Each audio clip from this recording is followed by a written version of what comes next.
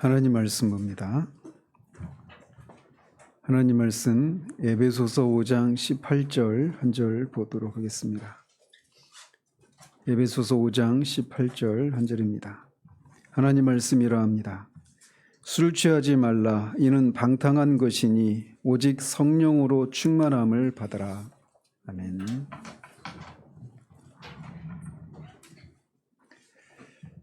예, 2024년이 또 밝은 지 어느새 7일째가 됩니다. 다시 한번 이 자리에서 여러분 지난 한 해 동안 사시느라 수고들 많으셨습니다.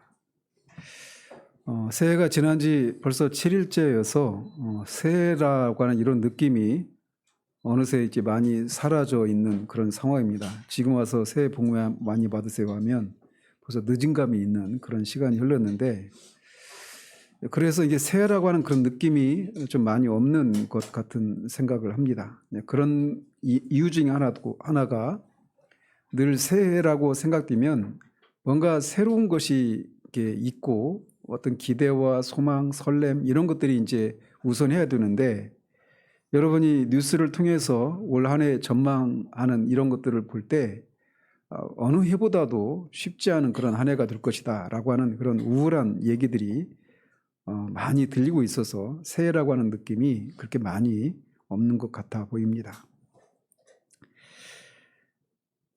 그런데 우리의 삶을 돌아보면 사실 어느 한 해도 경제가 좋을 것이다 라고 하는 이런 것이 없었고, 어느 한 해 올해는 작년보다 더 나을 거야 라고 하는 이런 외적인 환경이 우리를 그렇게 지지해주는 그런 적은 없습니다. 늘 우리의 삶이라고 하는 것은 늘 힘들고 또 불확실한 미래에 대한 그런 불안함들이 늘 있기 마련입니다. 그런 한 해를 맞으면서 우리가 어떤 말씀을 가지고 올 한 해를 살아갈까라고 하는 것을 생각하면서 이미 제가 몇 차례 예고해 드린 대로 올 한 해는 우리가 성령 하나님에 대해서 우리가 의지하고 하나님과 이렇게 동행하는 그런 삶에 대해서 살펴보려고 합니다. 저는 올해 우리 여러분 개인이 또 우리 교회가 성령으로 충만함을 누리고 회복하고 누리는 그런 한 해가 되어지기를 정말 소망합니다. 간헐적으로 말씀을 드렸지만 오늘날 한국교회는 전체적으로 많이 침체되어 있습니다.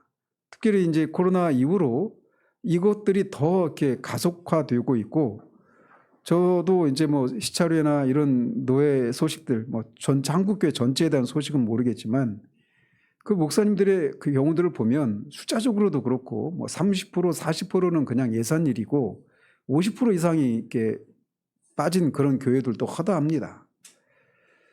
그리고 그 영적으로도 굉장히 이렇게 침체되어 있는 그런 분위기들이 역력합니다. 그런 속에서 지난 한 해를 돌아보면 우리 교회적으로 이런 속에서 저는 개인적으로 우리 교회가 아마 2023년이 가장 하나님의 은혜를 많이 주신 한 해가 아닌가 이런 생각을 해봅니다. 그래서 그런 어떤 주변의 교회의 모습들과 비교할 때 우리 교회의 모습은 그래도 이렇다라고 그렇게 생각을 하고, 또 그런 보여지는 사람들의 모습과 비교할 때 나는 그래도 하나님의 은혜를 충분히 누리고 있다 이렇게 생각할 수도 있습니다.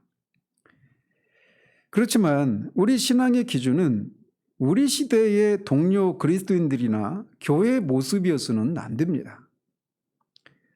만약에 우리 시대가 어떤 부흥의 시대의 한 지점을 지나고 있는 것이라면 그렇지 않을 수 있지만, 말씀드린 것처럼 한국교회는 어느 때보다도 굉장히 침체되어 있는 그런 상황 가운데 있기 때문에, 그래서 오히려 성경적인 그런 부흥이 필요로 하는 그런 때를 지나고 있기 때문에 이 시대의 어떤 교회들의 모습과 또 그 시대를 살아가고 있는 그리스도인들의 모습이 우리들의 신앙의 기준이어서는 안 된다는 겁니다. 우리의 신앙의 기준은 언제나 성경과 특별히 사도행전에 나타났던 그런 초대교회의 모습과 또 성경적인 그런 모습이 다시 재현되었던 부흥의 시대의 모습, 그때의 교회 모습, 그때를 살았던 성도들의 모습이 우리들의 신앙의 기준이 되어야 합니다. 동시대의 그런 교회와 그리스도인들의 모습이 우리들의 신앙의 기준이 되면 우리가 상대적인 그런 만족과 또 상대적인 우월감에 빠져서 안일한 가운데 처할 수가 있습니다. 그러나 말씀드린 것처럼 신앙의 기준은 초대교회의 모습, 사도행전적인 그런 모습, 그때의 모습과 또 그런 모습이 재현되어 나타났던 그런 부흥의 시대의 그런 모습들이 우리들의 신앙의 기준이어야 합니다.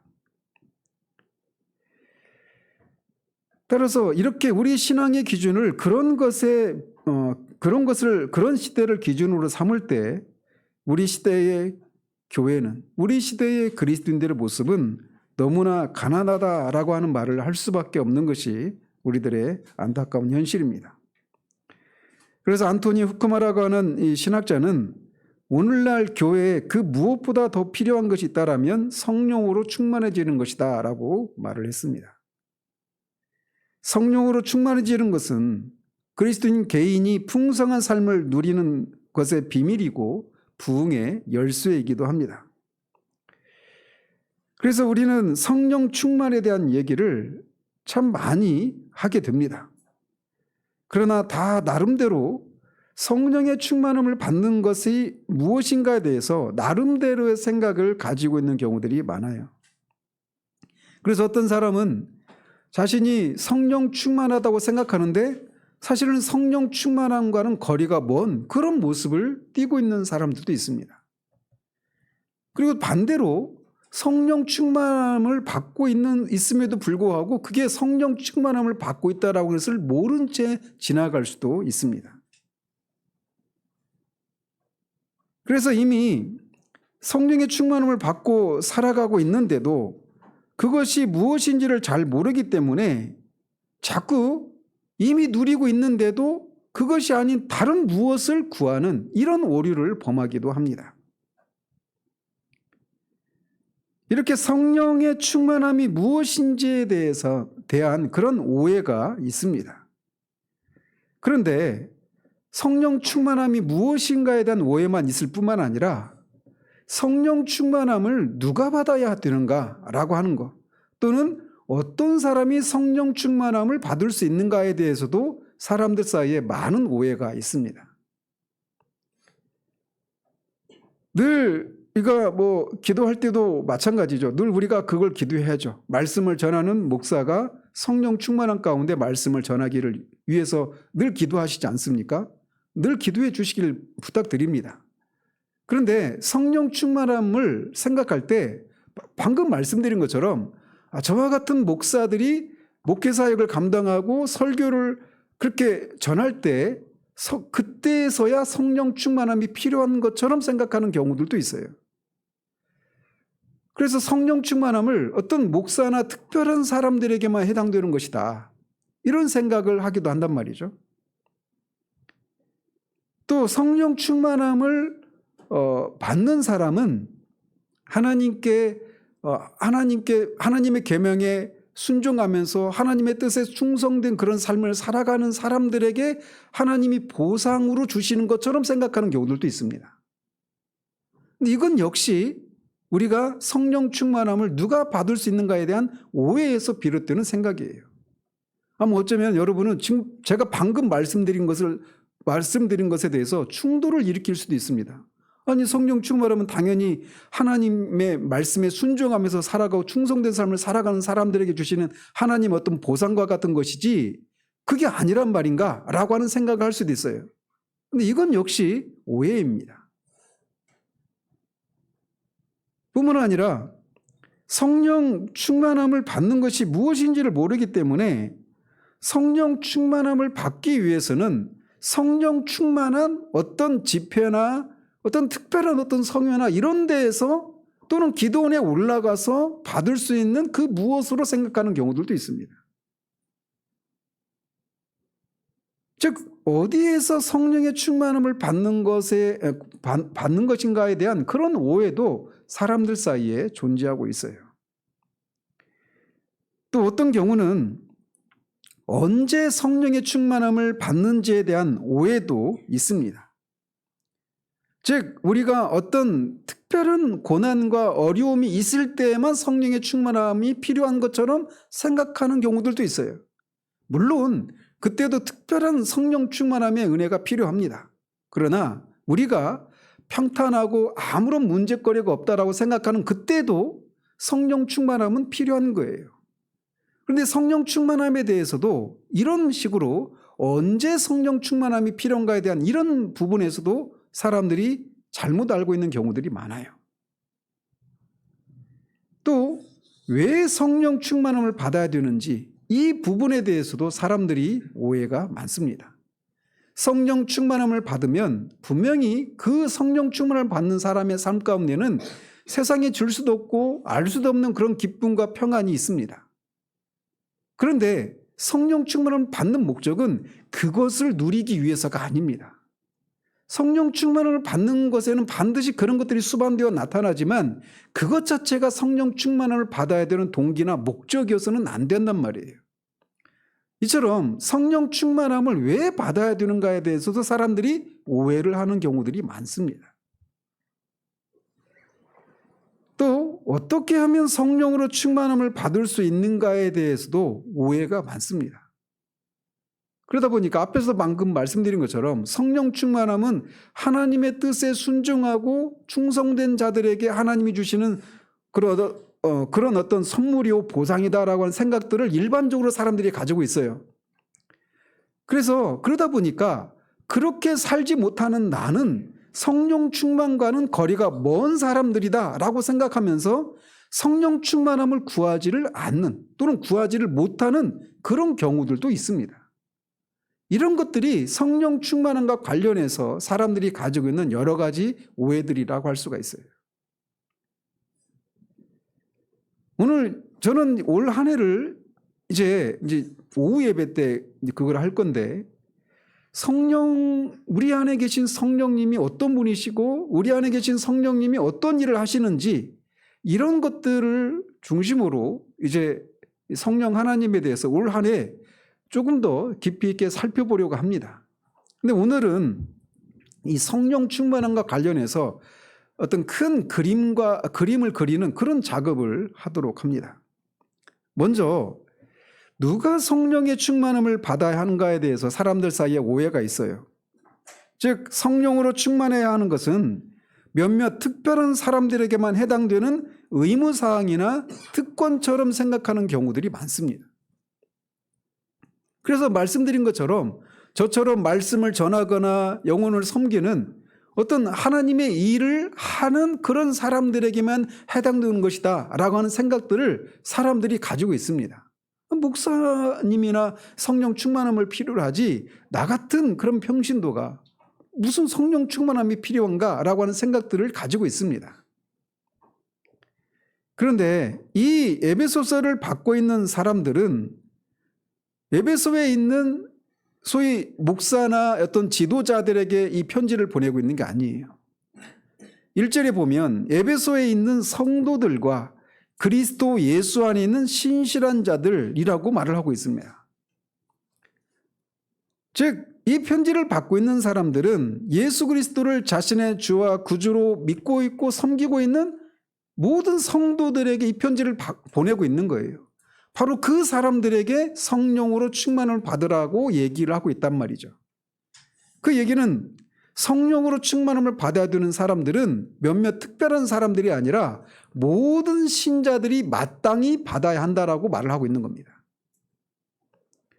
로마서 8장 9절에서는 만일 너희 속에 하나님의 영이 거하시면 너희가 육신에 있지 아니하고 영에 있나니 누구든지 그리스도의 영이 없으면 그리스도의 사람이 아니라 라고 말을 합니다.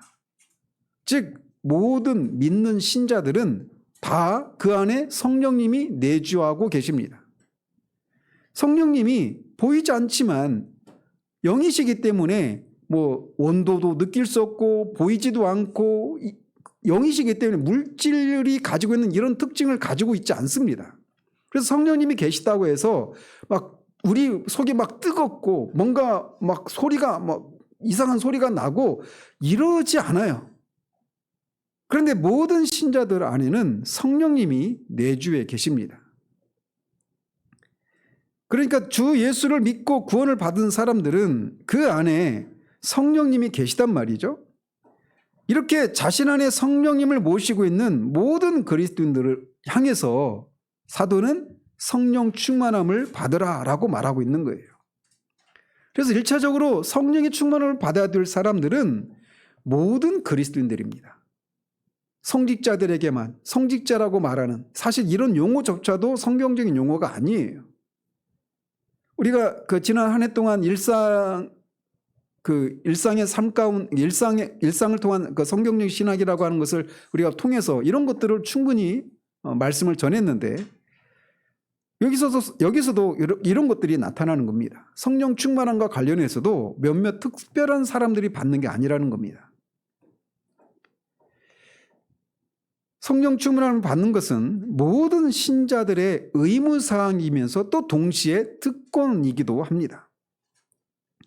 그런데 많은 경우에 성령 충만을 받을 수 있는 사람은 성령께 순종하는 사람들에게나 해당되는 것이다 라고 하는 생각을 가집니다. 이건 역시 오해의 산물입니다. 나중에 상세히 살피겠지만 성령 충만을 받는 사람은 오히려 자신이 하나님의 뜻을 순종하기에 철저히 부족한 사람이라고 하는 것을 깊이 깨닫고 절망한 사람들에게 주시는 하나님의 선물입니다. 이거를 기억해야 돼요. 성령 충만을 받는다라고 하는 이 일에 있어서도 율법주의적인 그런 요소가 개입을 할 수가 있습니다. 우리 사람은 태어나면서부터 율법주의적인 그런 생각을 가지고 태어나요. 그래서 내가 하나님 앞에 이렇게 저렇게 순종하면 그 순종에 대한 보상으로 하나님이 이런저런 상과 복을 주신다라고 하는 이런 생각을 가진단 말이죠. 그래서 우리의 선행과 우리의 노력으로 우리가 구원을 받지 않고 오직 하나님의 은혜로 예수 그리스도를 믿음으로 우리가 구원을 받는다라고 하는 것에 대해서 동의하고 있는 사람조차도 여전히 성령의 충만을 받는 이 일에 있어서도 율법주의적인 생각을 하는 경우들이 많아요. 이런 것이 어떻게 나타나는가에 대해서는 제가 이 부분을 좀 더 이제 살필 때 더 구체적으로 말씀을 드릴 겁니다. 아마 여러분들 안에도 나도 여전히 이런 생각을 가지고 있었구나라고 하는 생각들을 여러분이 소스라치게 놀라면서 발견하게 될 것이에요. 성령 충만함을 받는 사람은 하나님의 말씀을 따라 살기에 자신의 타고난 능력이나 열심으로는 그것이 가능하지 않다라고 하는 것을 알기 때문에 깊이 절망하고 그 상태를 인해서 애통하는 사람들에게 주시는 선물인 겁니다. 고신의 박영동 교수님은 성령 충만은 실패한 자들에게 주시는 하나님의 선물이라고 역설을 합니다. 겉사람이 깨어지는 삶이나 영적 성장의 길에서도 제가 이미 말씀을 드린 내용이긴 하지만 성령은 우리가 성령으로 충만해지기 전에 우리의 육신을 깨뜨리시는 일을 하십니다. 자신의 힘과 능력으로 죄를 죽이고 하나님의 뜻을 따라 거룩함을 이루어가는 일이 불가능하다라고 하는 것을 깨닫고 깊이 절망한 사람, 바로 그 사람에게 주시는 선물이 성령의 충만함이에요. 아마 이것에 대해서도 여러분들이 새로운 시각을 가질 수 있습니다. 자신의 한계를 깨닫고 자신이 한없이 무능력하고 믿을 수 없는 사람이라고 하는 것을 깨달은 사람들이 받는 선물이 바로 성령의 충만함인 거예요. 그래서 성령께서는 우리가 이런 사람이라고 하는 것을 깨닫도록 우리의 한계를, 우리의 무능력을 우리가 직시할 수 있도록 우리에게 실패를 허용하시는 겁니다. 그런 과정을 통해 우리가 육신을 신뢰하지 않고 전적으로 하나님의 은혜만, 하나님의 능력만 의지해서 하나님의 뜻을 순종해 나가는 사람이 될 수 있도록 하시기 위해서 그렇게 성령의 충만함을 받기 전에 먼저 우리 육신을 깨뜨리시는 일을 하시는 거예요. 그래서 자신의 영적인 무능력과 빈곤 상태를 깨닫고 의에 줄이고 목말라 하는 사람들에게 성령의 충만함을 주시는 겁니다. 뿐만 아니라 왜 우리는 성령 충만함을 받아야 되는가에 대해서도 사람들 사이에 많은 오해가 있습니다. 성령 충만함을 받는 이 일은 성령 충만함을 받을 때도 앞에서 말씀드린 것처럼 거기에는 분명히 기쁨이라고 하는 요소, 평강이라고 하는 요소가 분명히 수반됩니다. 그런데 그것이 성령 충만함을 받는 목적이나 동기가 되어서는 안 되는 거예요. 그렇다면 우리는 왜 성령 충만함을 받아야 하는가? 그리고 이것이 모든 그리스도인들에게 의무라고 말을 하고 있는가? 그래서 여기서도 성령 충만함을 받으라가 명령형으로 되어 있습니다. 선택사항이 아니라 좀 성령 충만 받아줄래? 이렇게 말하고 있지 않고 성령 충만을 받으라고 명령형으로 말씀하고 있단 말이에요. 그래서 이것 성령 충만을 받는 것은 모든 그리스도인들에게 의무입니다. 이것을 왜 그러면 이 성령 충만을 받아야 되는가? 이거를 이 문맥과 관련해서 이렇게 살펴보면 먼저 소극적인 측면에서 말씀드리자면 사도가 성령으로 충만함을 받으라고 하기 전에 뭐라고 말을 합니까? 뭐 하지 말라고 그래요? 술 취하지 말라라고 말합니다. 그러면서 왜 술 취하지 말라고 말합니까? 이는 방탕한 것이다. 이것은 방탕한 것이니까 술 취하지 말라고 말합니다. 그 얘기는 뭐냐? 술 취함으로 방탕하는 일이 없도록 하기 위해서 성령으로 충만함을 받아라 이렇게 말하고 있는 것입니다. 그래서 소극적인 측면에서 성령으로 충만함을 받아야 되는 소극적인 측면이 있다면 그것은 우리의 삶을 방탕하지 않도록 하기 위해서 성령 충만함을 받으라고 말하고 있는 겁니다. 여기서 방탕하다라고 하는 이 단어가 누가복음 15장에 탕자의 비유에 나오는 이 소위 탕자가 그 아버지의 재산을 가져와서 방탕했다고 했잖아요. 그때 쓰여지는 단어입니다. 즉 술에 취하면 결국 그 탕자처럼 인생을 낭비하게 되고 결국 파멸로 이르게 되기 때문에 술에 취하지 말라 이렇게 말한단 말이에요. 그런 것처럼 성령으로 충만하지 않으면 결국은 우리 인생을 그렇게 낭비하고 파멸로 이끌게 되기 때문에 성령으로 충만함을 받아야 된다라고 말하고 있단 말이에요. 이거 얼마나 무서운 얘기인지 아시겠습니까? 성령으로 충만함을 받는 것은 선택사항이 아닙니다. 성령으로 충만함을 받지 않으면 결국은 우리 인생을 낭비하는 결과가 초래된단 말이에요. 그러니까 성령으로 충만함을 받아야만 그 반대의 삶이 가능한 것입니다. 그러니까 성령의 충만함을 받는 것은 선택사항일 수가 없는 거예요. 성령으로 충만을 받지 않으면 결국은 우리 인생을 술에 취해서 인생을 낭비하는 것과 같이 우리 인생을 그 신자의 삶 역시 그렇게 되고 만다라는 것입니다. 그리고 그 삶은 옛사람에게 속한 어리석은 삶이기 때문에 이제 그리스도 안에서 빛이 된 새 사람이 된 신분으로서 더 이상 그런 삶을 살아서는 안 된다라는 거예요. 그래서 우리가 예수 그리스도를 믿어서 성령님을 선물로 받고 그 성령의 통제를 받고 있는 우리가 이제 새 사람이 되었는데 옛사람이었을 때 그 삶을 더 이상 반복하지 않기 위해서는 성령으로 충만함을 받아야 된다라고 말을 하고 있는 겁니다.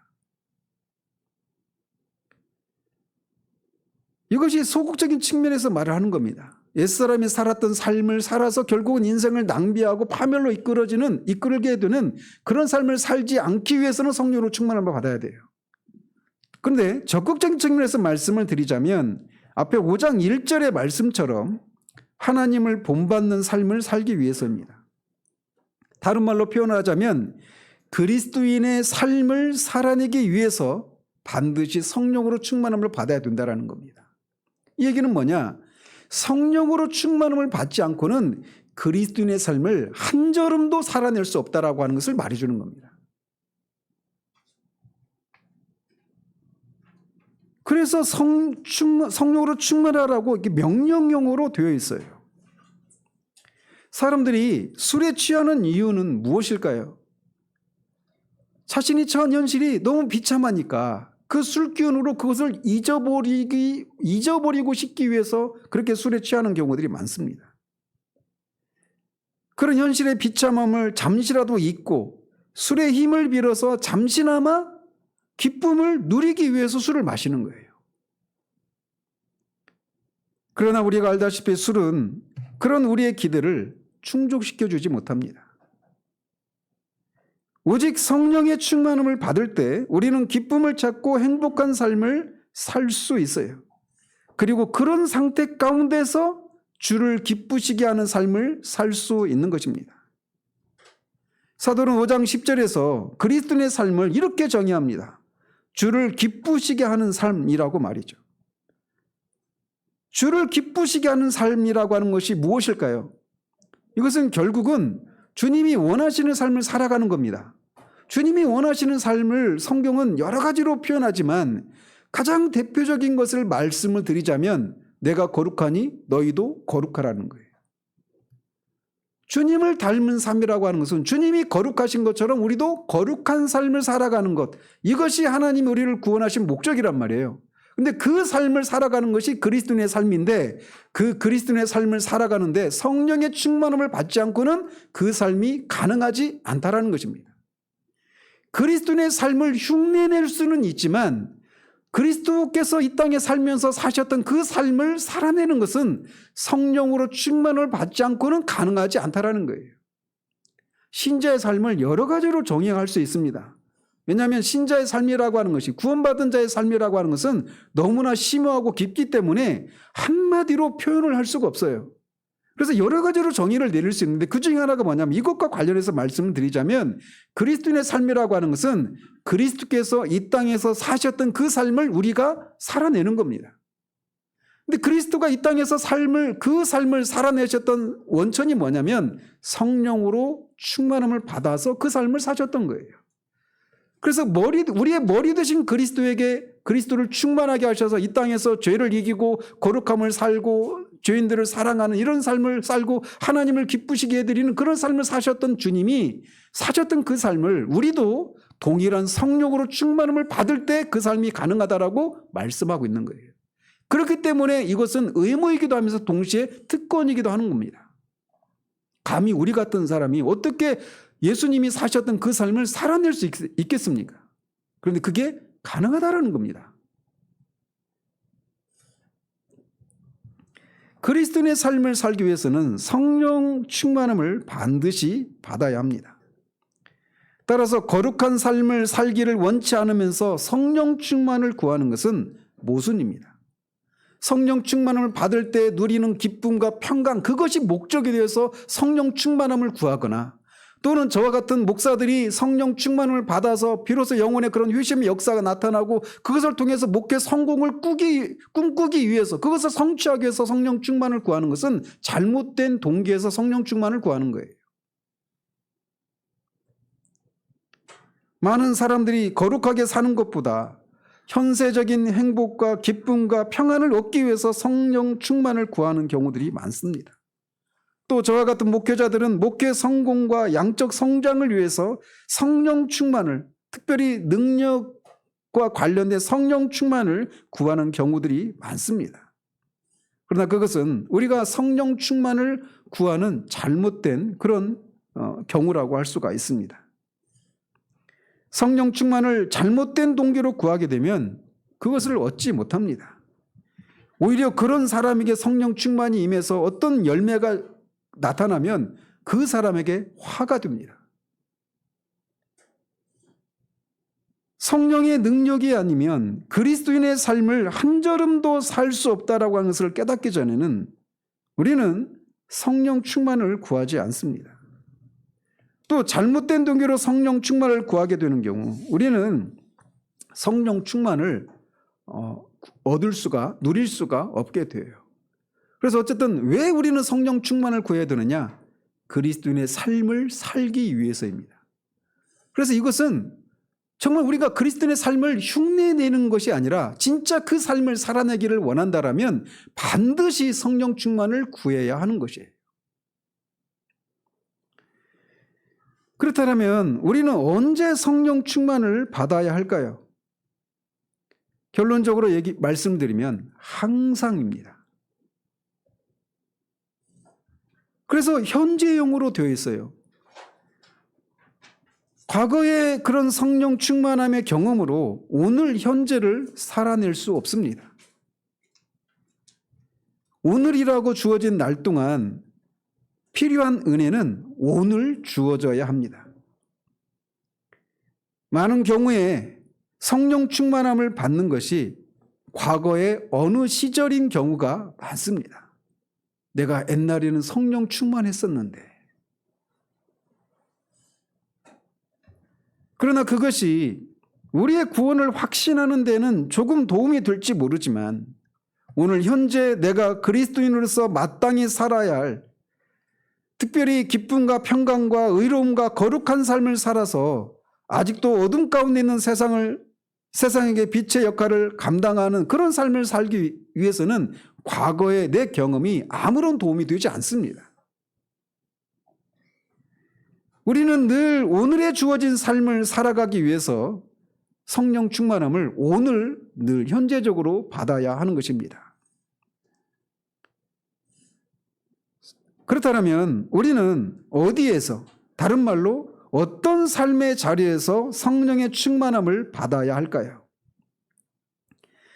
사도는 18절에서 성령의 충만함을 받으라라고 권면하면서 21절에서는 그리스도를 경외함으로 피차 복종하라라고 말하면서 피차 복종해야 될 세 가지 관계를 언급합니다. 남편과 아내 사이, 부모와 자녀 사이, 상정과 종이라고 하는 이 세 가지 관계 속에서 피차 복종하라고 권면하고 있어요. 즉 성령 충만함을 받으라고 말하면서 그 성령 충만함을 받는 그 삶의 자리가 어디냐? 서로 사람들과의 관계 속에서 이 삶을 피차 복종하는 삶을 살기 위해서 성령 충만함을 받으라고 말하고 있단 말이죠. 즉 그리스도인의 삶을 살아가는 것은 단지 교회 안에서만 국한되는 것이 아닌 것을 기억해야 합니다. 따라서 기도원이나 어떤 집회에 가서 성령으로 충만함을 받으라는 얘기가 아니라 이런 우리들의 구체적인 삶의 자리, 부부 사이에서, 부모와 자녀의 관계에서, 종과 상정과의 관계, 즉 우리가 만나는 모든 사람들과의 관계 속에서 그리스도인다운 삶을 살아가기 위해서 성령 충만함을 받아야 된다라고 말을 하고 있는 거예요.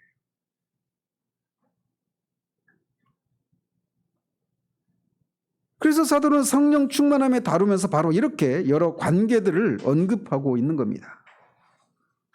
그래서 결국은 성령 충만함을 받는 그 삶의 최고 절정이 무엇일까요? 한 사람이 성령으로 충만함을 받았을 때 최고로 가장 높은 단계로 나타나는 삶의 모습이 무엇일까요? 그것은 결국은 십계명을 사는 삶이에요. 하나님을 사랑하고 이웃을 사랑하는 겁니다. 그래서 우리가 도무지 사랑할 수 없는 사람을 사랑해내는 그런 삶을 살아가는 거예요. 주님이 그렇게 우리를 사랑하셨던 것처럼 말이죠. 전 최근에 그 안희숙 사모님 아시죠? 그분의 삶을 이제 책 제목이 뭐죠? 죽으면 죽으리라. 그 책에 그분이 신사참배를 반대해서 6년 동안 옥고를 치르지 않습니까? 그리고 해방이 되기 전에, 사형 집행 직전에 그 해방이 되고 거기서 이제 이렇게 석방이 되시는데 그 신사참배를 반대해서 감옥에서 옥고를 치르는 동안에 굉장히 거기에 들어가기 전까지 굉장히 놀라운 하나님의 인도하심을 받으면서 그렇게 일본 국회까지 가가지고 이 신사참배의 이 부당함을 막 공개적으로 그렇게 하는 일을 했어요. 그러니까 굉장히 엄청난 일을 한 겁니다. 그래서 이 함부로 일본 교도관이나 이런 사람들이 함부로 그를 대하지 못해요. 그런 정도로 그래서 감옥에 이 교도관이나 이런 사람들조차도 선생님 할 정도로 그렇게 했단 말이죠. 근데 이제 감옥에 그 좁은 춥고 더럽고 이 좁은 감옥에 진짜 죄수들 막 살인자도 있고 거기에는 막 그런 이 창녀들도 있고 막 사기꾼도 있고 막 진짜 죄인들, 그 표현에, 책의 표현에 인간 쓰레기들이라고 부르는 그런 곳에 같이 살면서 거기에서부터 실제적인 그런 변화들이 일어나요. 그 한 사람 한 사람을 주님의 사랑으로 사랑하는 사람이 되어갑니다. 그러니까 얼마나 그 당시에 이 일본의 전문대학을 나왔으니까, 일본 유학 가가지고 굉장히 엘리트죠. 집안도 굉장히 부유하고 언어도 굉장히 일본어도 굉장히 고급진 그런 언어를 사용했대요. 그래서 이 고등교육을 받은 사람들조차도 함부로 대하지 못하는 그런 정도의 그런 이제 진짜 엘리트 여성이었단 말이에요. 근데 그 속에 들어가 가지고 그 사람들과 어떤 싫든 좋든 그 한 평에서 그 좁은 방에서 같이 살아야 되는 겁니다. 그래서 그 시간을 지나면서 그 사람들을 사랑하는 사람으로 변화되는 거예요. 저는 그분의 그 삶을 읽으면서 잔류경에 막 오버랩이 되더라고요. 아, 우리나라에도 하나님이 이런 분을, 이런 종들을 두셨었구나. 한 사람이 성령으로 충만함을 받을 때 가장 최고의 열매는 바로 사랑입니다. 성령이 우리 안에 계셔서 하시는 일 중에 뭐냐면 성령의 열매를 맺도록 하시는 거예요. 첫 번째가 뭡니까? 사랑입니다. 사랑할 수 없는 사람을 사랑하는 사람이 되어져 가는 거예요. 이게 떨어져 있을 때는 그냥 멀리 있는 불특정 다수를 위해서는 우리가 눈물 콧물 흘리고 막 사랑할 수 있을 것 같아요. 근데 날마다 지지고 볶고하는 이런 관계 속에 있는 도무지 사랑할 수 없을 것 같은 사람을 사랑하는 거, 이거는 인간의 힘으로 할 수가 없습니다. 즉 우리가 성령의 충만함을 받아야 되는 것은 우리가 날마다 부딪히고 사는 그런 관계들 속에서 만나는 사람들과의 관계 속에 피자 복종하는 삶을 살기 위해서 이 성령의 충만함이 필요한 거예요.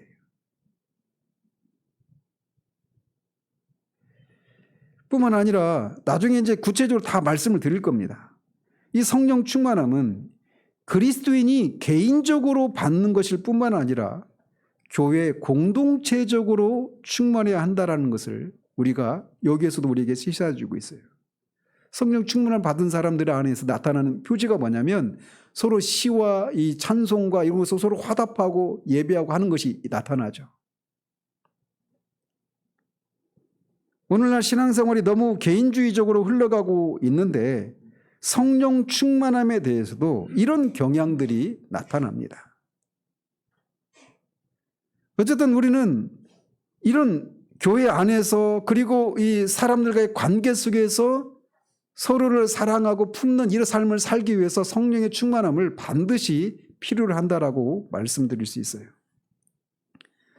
그런데 이런 사람들이 이렇게 누가 받는지, 언제 받아야 되는지, 어떤 삶의 자리에서 받아야 되는지 이런 것에 대한 오해가 있는 것은 성령 충만함이 무엇인지를 오해하고 있기 때문에 그렇습니다.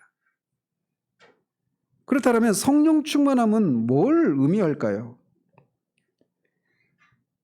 사도는 술 취하지 말라. 이는 방탕한 것이니 오직 성령의 충만함을 받으라라고 말을 합니다. 그런데 마치 이게 성령의 충만함을 받으라 이렇게 말을 하니까 이렇게 번역이 되어 있어서 우리말로는 마치 우리가 무엇을 받아서 가진다라고 하는 그런 뉘앙스로 들립니다. 그렇죠? 그런데 원문에는 받으라라고 하는 말이 없어요. 원문은 단지 성령으로 충만해져라 이렇게 되어 있습니다. 그래서 영어로는 be filled with the Spirit 이렇게 되어 있어요. 그러니까 성령으로 충만해져라 이렇게 되어 있습니다. 그래서 be filled 이렇게 되어 있어요. 이게 수동태로 되어 있습니다. 근데 우리말에는 수동태로가 잘 사용하지 않잖아요. 우리 말 속에. 그래서 이제 성령의 충만함을 받아 이렇게 되어 있는데 원문의 의미를 살리면 충만함을 받는다. 충만함을 입는다. 이렇게 되어 있는 거예요. 그렇다면 성령의 충만함을 받는다라고 하는 것은 충만해진다라고 하는 것은 어떤 의미일까요? 이것도 이 문맥에서 살펴야 합니다. 사도는 술 취하지 말고 오직 성령으로 충만해지라고 말합니다. 따라서 술 취하는 것이 무엇인지를 잘 생각해 보면 성령으로 충만함을 받는 것이 무엇인가를 이해할 수 있어요. 사람이 술에 취하면 어떻게 됩니까? 저도 대학교 시절에 그 술에 취하고 그때 제 소망이 막걸리 먹고 취하지 않고 맥주 마시고 술 취하는 게 소원이다 이렇게 생각할 정도로 술을 즐겨하고 그랬었습니다. 그런데 사람들이 술에 취하면 어떻게 됩니까? 술에 취하면 일단 말이 많아집니다. 그죠? 술 취하면 말이 많아져요. 그래 했던 말 또 하고 또 하고. 그리고 뭐 없던 용기가 생겨나니까 술 취하기 전에는 하지 못했던 말도 막 합니다. 그리고 기분이 좋아지니까 어떻게 해요? 노래도 부르고 막 그러죠. 그리고 자신은 똑바로 걷는다고 생각하는데 자꾸 걸음이 갈짓자 행보죠. 그래서 그 서양에서는 그 알코올 측정할 때 나와서 걸어보러 가잖아요. 추신수도 한번 걸렸죠. 야구선수. 근데 즉 술에 취하면 어떻게 되느냐면 이제 그런 말 있잖아요. 처음에는 사람이 술을 마시지만 나중에 술이 사람을 마신다. 이렇게 얘기하죠. 이런 얘기하죠. 결국 뭐냐면 술이 취하면 어떤 일이 벌어지느냐면 사람이 술에 지배를 받는 겁니다. 이게 술에 취할 때 일어나는 현상이에요. 술 취하는 현상들을 여러 가지로 나타날 수 있지만 근데 결국은 한마디로 말하면 술 취하면 술이 사람을 지배해버립니다. 그런 일을 하지 말고 성령의 충만함을 받으라고 말하고 있어요. 그 얘기는 뭐냐? 성령의 충만함을 받는 것은 누가 지배한다? 성령이 우리를 지배한다라고 하는 것을 의미하는 겁니다. 지배를 받되 충만하고 강력하게 받는 것을 가리켜서 성령의 충만이라고 부르는 겁니다. 따라서 성령의 충만을 받는다라고 하는 것은 내가 무엇을 받아 누리는 것이 아니라 오히려 내가 성령의 지배를 당하는 것을 말하는 겁니다. 따라서 성령의 충만을 기쁨이 넘치고 저절로 찬송이 나오는 어떤 황홀하고 특별한 체험의 상태로만 생각해서는 안 되는 거예요. 그러니까 많은 사람들이 어떤 찬송 집회나 이런 데 가가지고 신나게 막 감격스럽게 감동스럽게 찬양을 부르고 막 눈물을 흘리면서 막 찬양을 하고 이런 것이 성령 충만이라고 생각합니다. 그리고 나와서는 아무런 삶의 변화가 없어요. 존재의 변화가 없습니다. 그거는 성령 충만을 오해하고 있기 때문에 그러는 거예요. 성령 충만함은 성령의 지배를 받는 거예요.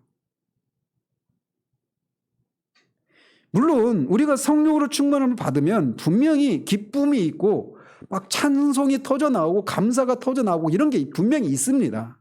그런데 그런 감정에 충만한 상태, 이게 성령 충만함을 받는 것이다 이렇게 말해서는 안 되는 거예요. 성령 충만함의 핵심은 성령의 지배를 받는 겁니다. 우리가. 근데 이렇게 하면 벌써 막 겁이 나죠. 성령의 지배를 받는다라고 하면 그럼 나는 어디 있는 건가? 그래서 내가 성령의 지배를 받으면 나는 어디 있는가? 내 마음대로 살고 싶은데 성령이 나를 지배하면 나는 내 삶은 다 어디 가고 마는가? 이런 두려움들이 있죠. 이거를 상실의 두려움이라고 이렇게 표현을 하지 않습니까? 또 어떤 사람들은 성령의 충만함을 받으면 무아지경의 상태에 들어가는 것으로 오해하는 사람들도 있어요. 그러니까 앞에 말씀드린 것처럼 막 그렇게 그런 찬양 그 집회나 이런 데서 막 그 흥분된 그 분위기와 그 비트가 주는 거 있잖아요. 그 드럼과 베이스 기타가 주는 그 드럼. 이게 사람의 그 심장 박동 소리와 연관된 것이어서 뭔가 있어요. 제가 처음 이 베이스 기타 소리를 앰프를 통해서 처음 들은 게 25살 때인데 처음 딱 듣고 막 그냥 제가 완전히 거기에 와, 베이스 기타가 이렇게 매력적이구나. 완전히 푹 빠져들었습니다. 처음 들었는데도. 근데 그게 막 귀청이 찢어질 정도로 그렇게 고막이 터질 정도로 그렇게 하는 그 분위기 속에 있을 때 사람이 그게 있습니다. 그 분위기가 주는 게. 그래서 성령 충만을 받는 것은 내가 사라지고 성령이 나를 온전히 사로잡아서 내가 완전히 무아지경의 상태에 빠져 있는 것처럼 생각하는 경우들도 있어요. 그래서 입신이라고 하는 그런 용어도 있잖아요. 그래서 완전히 무아지경의 상태에 빠져 들어가는 거. 나중에 이것도 이제 이런 부분도 세세하게 다 다룰 겁니다. 그런데 성령 충만함의 핵심은 성령이 우리를 지배하는 거예요. 그리고 우리가 이 성령이 우리를 지배하면 우리가 없어지는 것이 결코 아닙니다. 잔누기용이 잘못하고 있는 부분도 바로 이거예요. 내가 주님의 그 임재 속에 완전히 들어가서 내가 완전히 사라지는 거. 그게 성령 충만함을 의미하는 게 아닙니다. 성령이 우리를 지배하면 우리의 정신이 오히려 맑아지고 또렷해집니다. 이것이 바로 술 취한 것과 다른 점이에요. 술에 취하면 정신이 몽롱해지고 자기가 무슨 말을 했는지 무슨 행동했는지도 모릅니다. 그래서 넘어져도 아픈지도 몰라요. 그래도 그런 적이 많습니다. 다음날 보면 어디 막 상처가 있고 그래요. 넘어졌던 거예요. 근데 넘어질 때는 모릅니다. 그러고 나서 술이 깬 다음날 후회하죠. 그런데 성령의 충만함을 받으면 정신이 몽롱해지기는커녕 오히려 정신이 맑아지고 의식이 또렷해집니다.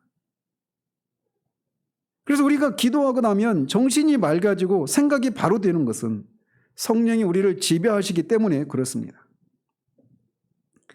그래서 성령의 지배를 받는 가운데 우리가 생각하고 거기에 따라서 행동하면 우리의 판단은 언제나 옳고 바른 그런 결과가 초래되게 되어 있어요. 어쨌든 성령의 충만함을 받는 것은 성령의 지배를 받는 것을 의미하는 거예요. 그런데 이 지점에서 우리가 또 생각해 둘 것이 있다면 성령 충만은 상대적이라는 겁니다. 이 땅에서는 성령의 지배가 100% 완전하게 이루어지지 못합니다. 따라서 이 땅에서 성령의 충만은 한 사람에게서도 그렇고 사람들과의 관계 속에서도 그렇고 상대적일 수밖에 없어요. 그래서 어떤 사람은 수치화할 수는 없지만 이해를 돕기 위해서 말씀을 드리면 어떤 사람은 30% 정도만 성령의 지배를 받고 있는데 자신은 성령 충만하다고 생각합니다. 근데 어떤 사람은 한 80% 정도의 성령의 지배를 받고 있어요. 그래서 80% 정도의 성령의 지배를 받고 있는 사람이 30%의 성령 지배를 받고 있는 사람 볼 때 저 사람은 아직 성령 충만하지 않은 것 같다 이런 생각을 할 수도 있습니다.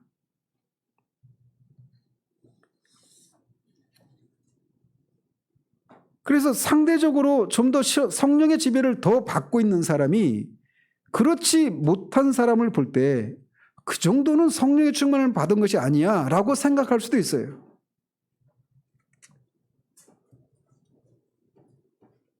그래서 성령 충만을 받는 것은 상대적입니다. 사람들과의 관계 속에서도 그렇고 우리도 마찬가지예요. 우리가 이게 왜 이런 차이가 나타나냐면 성령께서 우리를 다루실 때 우리가 그러니까 일종의 어떤 신앙의 그런 성숙도의 정도에 따라서 우리를 다루시는 겁니다. 그래서 우리가 아직 갓 태어난 신자들에게 성령께서 우리를 충만케 하시고 우리를 지배하실 때는 우리가 감당할 수 있는 선에서 그렇게 하시는 거예요. 그러니까 이미 성숙한 신자들의 눈에 볼 때는 아주 어린아이고 자기가 생각하는 성령의 충만함을 그 기준으로 볼 때는 그 사람은 아직 성령 충만함이 아니다, 받은 게 아니다 이렇게 말할 수 있는 겁니다. 그런데 그 사람의 입장에서 보면 성령의 충만함을 받고 있는 상태일 수 있는 거예요.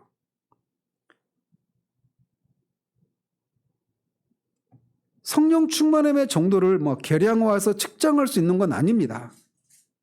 근데 어쨌든 아이러니한 것은 성령의 지배를 많이 받으면 받을수록 자신은 성령의 지배를 받지 못하고 있다라고 하는 생각을 더 오히려 많이 한다라는 겁니다. 또한 성령의 충만을 받는 것은 시간이 지남에 따라서 덜 할 수도 있고 더 할 수도 있습니다. 그래서 어떤 경우에는 특별하게 성령 충만을 받을 수도 있습니다. 즉 성령 충만함은 유동적이에요. 이것이 성령의 내주와 다른 점입니다. 성령의 내주, 성령이 믿는 신자들 안에 항상 내주에 계시잖아요. 근데 성령의 내주는 변함이 없습니다. 유동적이지 않아요. 신자가 죄를 지었다고 해서 성령이 떠나시고 다시 순종하면 돌아오시고 이런 게 없습니다. 성령님은 항상 영원토록 신자 안에 거하십니다. 영원토록 거하시기 위해서 우리 안에 들어오셨거든요. 그런데 성령의 충만은 시간에 따라서 수시로 변할 수 있습니다. 그래서 사도행전에도 보면 오순절에 성령의 충만을 받은 사도들이 어떤 그 복음을 전하는 것 때문에 핍박받을 때 또 성령께서 그들을 충만하게 하셨다. 이런 얘기가 있죠. 어떤 또 다른 경우에 성령으로 충만하게 하셨다. 이런 식으로 유동적으로 그런 상태가 변하는 겁니다. 성령의 충만함의 정도가 이렇게 유동적이다라고 하는 생각들을, 상대적이다라는 생각들을 우리가 가지고 있어야 돼요.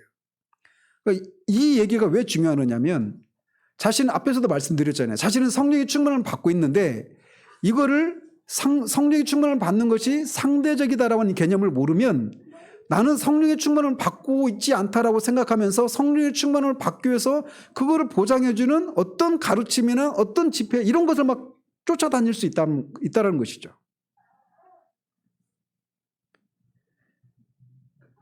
어쨌든 성령 충만함은 성령이 우리를 지배하시는 거예요. 자, 그렇다면 어떻게 우리는 성령의 충만을 받아야 되는가? 앞에서도 말씀드렸지만 성령 충만함을 받는 것은 명령입니다. 이거는 그리스도인의 삶을 살기 위해서는 반드시 있어야 하는 거예요. 그래서 이것은 어떤 특별한 체험이 아니라 늘 우리 가운데 있어야 하는 것입니다. 그렇기 때문에 이것은 외부에서 우리에게 다가와서 우리가 그것을 소유하고 가지고 있는 이런 걸 의미하는 게 아니에요. 이건 뭐냐? 성령의 지배를 받는 것이 성령의 충만을 받는 거니까 결국 성령의 충만을 받기 위해서는 어떻게 해야 됩니까? 성령의 지배에 우리가 순종하는 것입니다. 그래서 우리가 거듭나는 것을 우리가 결정할 수 있지가 않죠. 그렇지만 성령의 충만을 받는 것은 우리가 조종할 수 있는 겁니다. 내가 성령께 순종할 것인지 아닌지에 따라서 성령이 우리를 지배하실 수도 있고 그렇지 않을 수도 있는 거예요. 그래서 우리가 계속해서 성령의 충만함을 받기를 원한다면 두 가지 측면에서 우리가 하지 말아야 될 것과 해야 될 것을 해야 됩니다. 소극적인 측면에서 말씀드리자면 우리는 성령을 근심시키지 말아야 합니다. 하나님의 성령을 근심하게 하지 말라라고 앞에 4장 30절에서 말을 하고 있습니다. 즉 우리가 성령께서 원하시는 것과 반대되는 삶을 살아가면 그것은 성령을 근심하게 하는 것이에요. 그렇게 되면 우리는 성령의 통제 아래 있지 않게 되는 것입니다. 그래서 만약 우리가 우리의 정욕과 우리의 탐심과 그런 것을 따라서 우리의 육체의 소욕을 따라서 살게 되면 결국은 성령을 근심하게 하는 것이 되는 겁니다. 그렇게 될 때 성령은 우리를 지배하시지 못해요. 우리의 정욕과 탐심과 죄 그리고 세상을 대적하지 않고 죄를 범해서 성령을 근심하게 한다면 그는 우리를 인도하시지 않고 계시지 않은 것처럼 뒤로 물러가 계시는 겁니다. 우리가 기억해야 될 것은 성령님은 인격이시라고 하는 것을 기억해야 됩니다. 인격체이시에요. 또한 우리는 성령을 소멸해서도 안 됩니다. 성령을 근심케 하는 것은 우리의 탐심이나 죄나 이런 욕심을 따라서 살아가는 것을 말하는 것이라면 성령을 소멸하는 것은 그러니까 성령을 근심하게 하는 것은 성령께서 싫어하시고 금지하시는 것을 따라 사는 삶이 성령을 근심하게 하는 삶이라면, 성령을 소멸하는 것은 성령께서 원하시는 것, 성령께서 하기를 원하시는 것을 하지 않는 것, 이게 성령을 소멸하는 겁니다. 어떤 의미 차이가 있는지 아시겠죠? 하지 말라고 하는 것을 하는 것이 근심하게 하는 것이라면, 하라고 하는 것을 안 하는 것은 성령을 소멸하는 것입니다. 성령님은 우리 안에 내주하시면서 하나님의 뜻을 이루시기 위해서 우리 안에서 소원함을 두고 행하십니다. 그래서 성령께서 우리 안에서 우리가 하기를 원하시는 어떤 소원을 우리 가운데 불러 일으키셔요. 근데 이거를 감지하는 것은 굉장히 이제 우리가 주의해야 될 이런 부분이 있습니다. 그래서 우리가 종종 성령께서 나한테 이렇게 말씀하셨다라고 말하는데 잘못된 그런 해석인 경우들이 있잖아요. 그래서 그렇게 해서 많은 오류들이 발생한단 말이에요. 그러나 분명한 것은 진리에는 언제나 그런 오류나 오용할 그런 소지가 분명히 있습니다. 그럼에도 불구하고 성령님은 분명히 우리 안에 계셔서 우리로 하여금 소원함을 불러 일으키는 방식으로 하나님이 기뻐하시는 뜻이 무엇인가를 우리에게 보여주십니다. 알려주셔요. 그건 이제 우리와 나중에 보겠지만 이 신자와 성령님과의 그런 인격적인 관계 속에서 하나님께서 그렇게 주관적으로 그 사람을 인도하시는 방식이 다 그렇게 개별적으로 이렇게 인도하시거든요. 근데 그 개별적인 인도는 결국은 성경의 저자이신 성령께서 하시는 것이기 때문에 성경에서 벗어나지 않습니다. 그래서 이게 성령께서 주시는 것인지 아니면 내가 잘못 생각하고 있는 것인지 내 욕심인지 이런 것들은 성경의 그런 원리를 따라서 우리가 분별을 하는 작업들이 나중에 추가적으로 필요해요. 근데 어쨌든 우리는 성령님은 우리 안에서 어떤 소원함을 불러 일으키신단 말이에요. 그런데 종종 우리가 그런 경우 있잖아요. 막 이게 기도할 때도 우리가 뭐 무슨 일상 일을 하다가 갑자기 어떤 뭐 교회 지차나 누가 어떤 잊어먹었던 사람들이 막 갑자기 생각나고 전화 한번 해볼까 하다가 시간을 놓치는 경우 있죠. 이제 그런 방식입니다. 성령을 소멸한다라는 것이 뭐 크고 엄청난 그런 영역에서만 그런 것과 관련되어서만 그런 것이 아니라 작은 것들. 그래서 이 성령을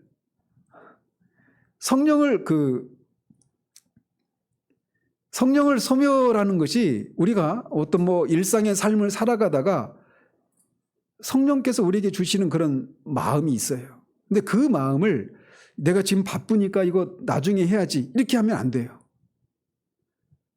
그런 식으로 우리가 성령을 소멸하는 경우들이 많습니다. 그리고 개인의 영혼의 구원 문제도 마찬가지예요. 성령께서 우리에게 어떤 우리 영혼의 문제를 가지고 근심하게 하고 막 이런 시기가 있거든요. 근데 이게 다른 것에 그런 일들이 다른 일에 이렇게 뒷전으로 밀리게 되면 내가 나중에 해야지 안 됩니다. 그런 경우들이 많아요.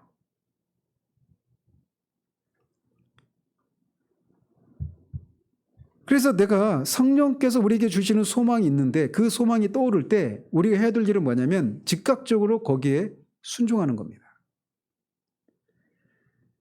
적극적인 측면에서 성령의 충만함을 우리가 지속적으로 받기 위해서는 가장 먼저 기억해야 될 것은 성령님이 우리 안에 계시다라고 하는 것을 늘 인식하는 겁니다. 성령님은 모든 그리스도인 안에 늘 거주하고 계십니다. 우리가 성령에 충만하지 않거나 성령의 인도하심을 받지 못하는 경우 중에 하나가 무엇이냐면 바로 이 사실을 망각하는 거예요. 제가 종종 그런 말씀 드리잖아요. 제가 여러분의 가정에 신방을 갔어요.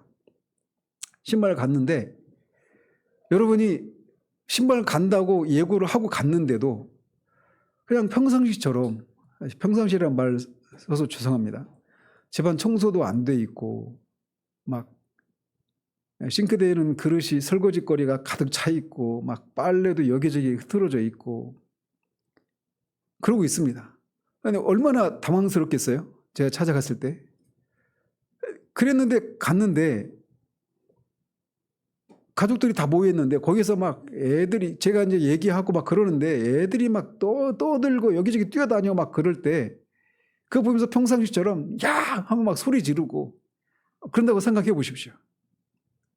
그리고 남편이나 아내하고 관계 속에서도 제가 그렇게 신방을 갔는데 거기서도 막 거기서 남편을 구박하고 또 아내를 막 함부로 대하고 막 이런 모습을 아무렇지도 않게 한다고 생각해 보십시오. 그럼 제가 어떻게 할까요? 나를 어떻게 보고 우리가 저 같은 목사가 여러분의 삶의 자리에 들어갈 때도 뭔가 근신하고 평소 같지 않은 그런 모습을 보이려고 하지 않습니까? 그걸 무한대로 확대해 보십시오. 성령님이 우리 안에 계시다. 아무도 없는 혼자 공간에 있을 때도 성령님은 우리 안에 계십니다. 근데 그 성령님을 늘 의식한다라면 우리의 말이나 행동이 변화가 일어날 수밖에 없어요. 이걸 먼저 늘 의식해야 됩니다. 성령님 우리 안에 늘 계시다라고 하는 거. 또 뿐만 아니라 성령님이 우리에게 지시하시는 것에 늘 유의하고 뒤로 미루지 않고 즉각적으로 순종하는 겁니다. 즉각적으로. 제가 실천적인 측면에서 말씀을 드리면 우리가 단톡방에 어제도 민정이 생일 축하한다고 막 그런 얘기 하잖아요.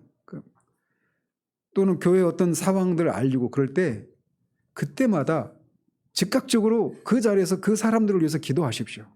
그러니까 나중에 기도해야지. 나중에 못해요. 이게 작은 실천인데 목사들이 가장 너무나 쉽게 저지르는 죄 중 하나가 뭐냐면 어떤 상황을 듣고 기도할게요 라고 하고 기도 안 하는 그런 경우들이 목사들이 가장 많이 짓는 죄 중에 하나입니다. 그냥 의례껏 기도할게요 이렇게 말하고는 기도 안 해요. 그래서 성령께서 우리에게 주시는 그런 마음이 들 때 즉각적으로 작은 것에서부터 즉각적으로 그런 것들에 유의하면서 즉각적인 순종을 하는 거, 실천하는 거 이것이 성령의 충만함을 받는 데 있어서 굉장히 중요한 요소 중 하나입니다. 마지막으로 더 중요한 것은 성령의 지배를 받기를 소망하고 그와 교제하고 교통하기를 간절히 바라야 합니다. 저는 사실은 이게 올 한 해만의 소망이 아닙니다. 우리가 평생을 살아가면서 성령의 충만함을 받아야 돼요. 나중에 다 이제 여러분들이 지금 막 여기저기 삐걱거리시잖아요, 몸이. 제가 처음 개척할 때하고는 다른 상황들이 지금 막 벌어지고 있어요. 여기저기 허리 아프시다, 여기 아프시다. 이런 막 우리 교인들이 지금 10년이 지나가니까 여기저기서 그런 분들이 나타납니다. 여러분 지금은 그래도 앉아 계시죠. 나중에는 거듭 못하실 때도 와요. 그때도 성령의 충만함이 더더욱 필요합니다. 우리가 성령의 충만함을 받는 것은 평생을 요구하는 일이에요. 그래서 우리가 정말 이 성령의 충만함을 받기를 위해서 간절히 소망하고 그것이 앞에서 말씀드린 것처럼 오히려 하나님의 뜻에 순종하고자 하지만 내 안에 그런 능력이 없다라고 하는 것을 깨닫고 절감하고 그렇게 낙심하고 있는 그런 사람들에게 주시는 선물이라고 하는 것을 생각할 때 지금까지 우리가 성령의 지배를 받기는커녕 성령을 근심하게 하고 성령을 소멸하는 그런 삶을 살아서 우리의 삶이 이렇게 능력이 없는 그런 삶을 살고 있다라면 다시 심기일전해서 우리가 다시 한번 정말 성령의 그런 지배를 받으며 살아가기를 소원하는 마음이 이 한 해 우리 안에서 그 마음이 우리를 지배할 수 있게 되기를 바라요. 우리 다시 시작하십시다. 이게 그리스도인의 삶의 전부일 수는 없잖아요. 그렇지 않습니까? 저는 제 자신을 보면서도 마찬가지예요. 제가 안희숙 사모님 또 이용도 목사님이라고 하는 분 여러분 들어보신 적이 있습니까? 1930년대 하나님이 한국교회 부흥의 도구로 쓰셨던 분인데 제가 그분의 삶을 보면 한국의 데이빗 브레이너드다 이런 생각이 들더라고요. 그분을 보면서 하나님이 우리나라에도 그런 귀한 종들을 두셨어요. 근데 그 두 분의, 제가 방금 언급했던 이 두 분의 삶을 보면 성령 충만한 삶을 사셨던 거예요. 그리고 성령 충만함을 받기 위해서 그들에게 두드러진 특징이 있다면 기도하는 삶을 사셨다는 거예요. 2024년 우리 정말 다시 시작하십시다. 그리고 이미 그런 삶을 살고 있다면 달리는 말에 채찍을 가하는 것처럼 주마 가편에 그런 심정으로 여러분에게 말씀드립니다. 정말 우리가 이 삶을 살아내십시다.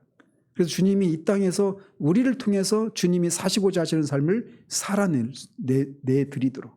그래서 우리가 올해를 지나면 내가 사랑할 수 없었던 사람을 사랑할 수 있게 되었다라고 하는 그런 고백이 우리 가운데 생겨날 수 있도록, 내가 할 수 없었던 것을 하나님이 할 수 있도록 하셨다라고 하는 거예요. 내가 이길 수 없었던 죄를 이길 수 있게 해주셨다라고 하는 이런 고백이 여기저기서 넘쳐나는 그런 한 해가 되어지기를 우리 주님의 이름으로 축원드립니다. 시간이 좀 지체돼서 제가 마무리 기도하고 성찬을 이어가겠습니다. 하나님 아버지, 2024년을 우리가 또 시작을 할 수 있도록 우리에게 새해를 허락해 주신 은혜를 감사드립니다. 2023년을 돌아보면 우리에게 참으로 감사한 제목들이 많았던 한 해였지만 또 돌아보면 하나님 앞에 부끄러운 삶의 흔적들도 많은 것이 또 사실임을 주님께 고백을 드립니다. 그럼에도 불구하고 하나님이 여전히 우리에게 새해를 허락하시고 삶의 기회를 허락하신 것은 아직도 우리에게 이 주님을 위한 삶을 살 수 있는 기회를 허락해 주신 것임을 우리가 기억하고, 주님이 우리를 통해 사시기를 원하시는 삶을 살기 위해서 필연적으로 성령의 충만함을 받아야 됨을 우리가 기억하고, 이 한 해에 성령의 충만함을 받는 또 받기를 소망하며 그렇게 이 한 해를 출발할 수 있도록 우리에게 은혜를 더해 주시기를 원합니다. 말씀을 깨닫게 해 주시옵소서. 성령의 역사심의 방식을 이해하는 빛을 더해 주시옵소서. 그래서 정말 우리가 스스로 규정한 그런 삶의 그런 한계를 넘어서서 마음껏 하나님이 우리의 삶을 사용하셔서 주님이 사시고자 하셨던 삶을 살아내는, 그래서 우리 주변에 많은 사람들이 우리를 통해서 생명을 얻고 누리는 일들이 일어날 수 있도록 주님 우리를 사용하여 주시기를 원합니다. 예수 그리스도 이름으로 기도합니다. 아멘.